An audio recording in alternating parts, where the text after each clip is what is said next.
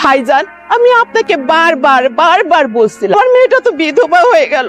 ওর বিষয়ে আমি বুঝবো। আমি তার কখনো অবাধ্য হবে না। তুই আমাকে কথা দে, তুই ওকে বিয়ে করবি। কি করছো তুমি? বিয়ে করে ফেলছো? সিরিয়াসলি? আপনার কাছে কখনো ওয়াইফের মতো আবদার করবো না। আপনার লাইফ যেভাবে ইচ্ছে সেভাবে সাজাতে পারেন। ওই মেয়েটা একই সাথে থাকো, ও নিশ্চয়ই নিচে থাকে, তো নি কোথাও নিচে থাকে না?